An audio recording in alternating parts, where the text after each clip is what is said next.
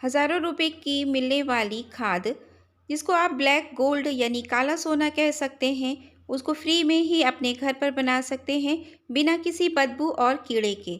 बहुत आसानी से ये घर पर ही बन जाती है फ्री में। अस्सलाम वालेकुम friends, welcome to my channel Shabnoor Ali. बहुत यूज़फुल इन्फॉर्मेशन है। पहले मैं भी कभी कंपोस्ट नहीं बनाती थी, लेकिन जब से मैंने इसको बनाया है अब हरदम बनाना चाहती हूँ।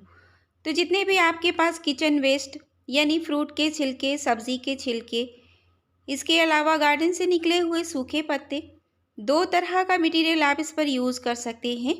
एक तो ग्रीन मटेरियल, दूसरा ब्राउन मटेरियल। ग्रीन मटेरियल में आपके सब सब्ज़ी और फलों के छिलके वगैरह आ जाते हैं। ब्राउन मटेरियल में गार्डन के सूखे पत्ते, कागज़ के टुकड़े, दफ्ती, लकड़ी सूखी गली सड़ी गली, ये सब कुछ आप अपने किचन गार्डन से निकले हुए वेस्ट से यूज़ कर सकते हैं। इसके अलावा भी मूंगफली के छिलके हुए, अंडे के छिलके हुए और चाय की पत्ती, जो आप यूज्ड टी लीव्स हैं, वो सबको कलेक्ट करके भी इसमें डालते रहें टाइम टाइम पर। और फटा हुआ दूध, दही, ये सब भी इस पर यूज़ कर सकते हैं। लेकिन मीठी चीज़ें ना यूज़ करिए, चींटियाँ बहुत आ जाती हैं, कीड़े आते हैं।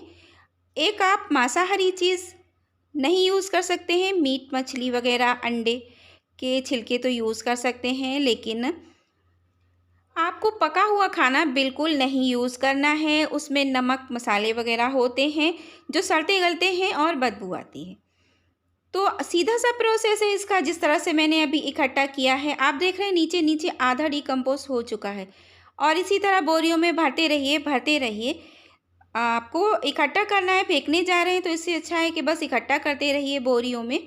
और टाइम टू टाइम जब देखिए कि इसकी नमी ख़त्म हो रही है, वैसे तो छिलकों में काफ़ी नमी होती है, लेकिन जैसे ही देखिए कि ख़त्म हो रही है, क्योंकि धूप में रखा है, तो पानी का छिड़काव करते रहिए। नमी बनाकर रखिए और फिर इसको इस तरह से उलटते पुलटते हुए थोड़ा थोड़ा मिट्टी भी डाल दीजिए। मिट्टी डालने से बहुत जल्दी डिकम्पोज होता है और किसी तरह की सड़ान नहीं आती है। सर्दी हो, गर्मी हो, बारिश हो, कुछ भी हो, बस इस तरह से आप धूप में रखा रहने दीजिए। धूप में रखे होने की वजह से बिल्कुल भी बदबू नहीं आएगी। और जैसे जैसे इस पर हीट पड़ेगी, हीट प्रोड्यूस होगी, जल्दी डिकम्पोज हो जाएगा आपका ये सारा मटेरियल। इसके अलावा आप सूखे तो वाटरिंग कर दीजिए, सीधा सा प्रोसेस है। यहाँ पर देखिए ये कंटेनर में लगभग बनकर तैयार हो चुकी है। 2-1 महीने से जो बोरियों में इकट्ठा थी, नीचे नीचे से मैंने कुछ सॉफ्ट सॉफ्ट निकाल कर इसमें डाल दिया। मूंगफली के छिलके तो बहुत टाइम लेते हैं, लेकिन फिर भी आप इसको यूज़ कर सकते हैं। कितनी सॉफ्ट ये तैयार हो चुकी है। अभी इसको आप चाहें तो छान लीजिए और अलग कर लीजिए। ये जो वेस्ट है, इस वेस्ट को भी आप क्या करिए, दूसरी कंपोस्ट में भर दीजिए, या फिर कोई गमला तैयार कर रहे हो तो जो सॉफ्ट सॉफ्ट सी है उसको मिला दीजिए मिट्टी में और बाकी के गमलों के नीचे भर दीजिए। ऊपर से मिट्टी डालकर आप प्लांट लगा दीजिए। मेरे पास यहाँ पर कुछ बैग पड़े हुए हैं। बहुत दिन से मैं सोच रही थी कि क्या करूँ, क्या मैं इसको कूड़ेदान में डाल दूँ, लेकिन फिर सोचा कि इसका मटेरियल तो राइस कंटेनर और जो बोरी सीमेंट वगैरह की होती है उससे कहीं ज़्यादा मजबूत है। तो ये तो धूप में सड़ती गलती है, बोरियों को इधर उधर उठाइए तो फट जाती हैं। तो इससे अच्छा आपके पास ऑप्शन नहीं होगा। इस तरह के अगर आपके पास बैग खाली पड़े हों तो उन्हें आप यूज़ कीजिए कंपोस्टिंग के लिए।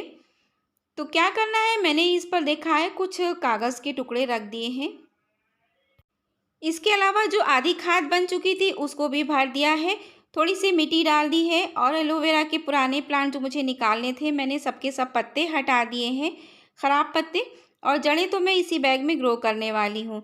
आप दूसरी बोरी में देखिए, इस तरह से मोटा मोटा मटेरियल आप हटा लीजिए खाद में से। और अभी अगर बनने देना चाहते हैं तो इसको बनने दीजिए, उलटते पुलटते रहिए, लेकिन नमी बना कर रखिए।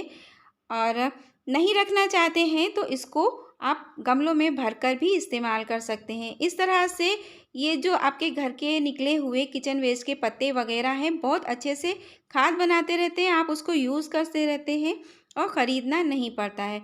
तो मैंने वो बोरी को देखिए पलट कर देखा है तो ये तैयार ही है।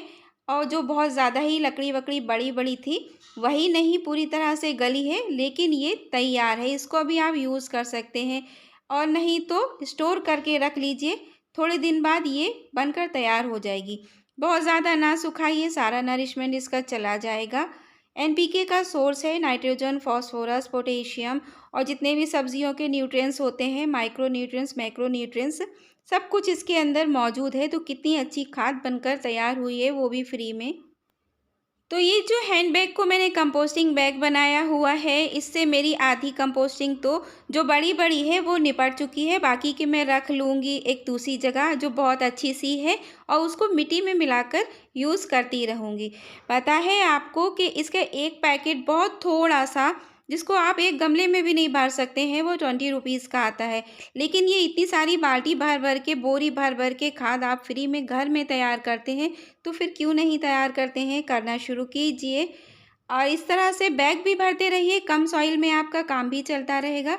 ये देखिए मैंने अच्छी सी खाद जो तैयार हुई है और हज़ारों रुपए की हो सकती है ये, इसको मैंने कंटेनर में यानी एक वेस्ट बाल्टी में भर कर रख लिया है यूज़ करने के लिए।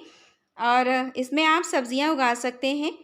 बाकी का हैंड बैग हमारा तैयार हो गया है। साइड में मैंने एलोवेरा लगा दिया है। जस्ट अभी हम इसमें कोई प्लांट नहीं लगाना चाहते हैं क्योंकि वो इतनी सारी खाद में ख़राब हो सकता है। तो आप बस ऐसे ही थोड़ा बहुत टेम्परेरी पौधे लगा दीजिए और इस खाद को आप ढक कर रखिए, इसे शेड में रखिए। यहाँ पर तैयार हो गया है हमारा ग्रो बैग। और वीडियो आपको कैसी लगी है? अच्छी लगी हो तो लाइक कीजिए, शेयर कीजिए, अच्छे अच्छे से कमेंट कीजिए और खाद तैयार कीजिए। अल्लाह हाफिज़ फ्रेंड्स।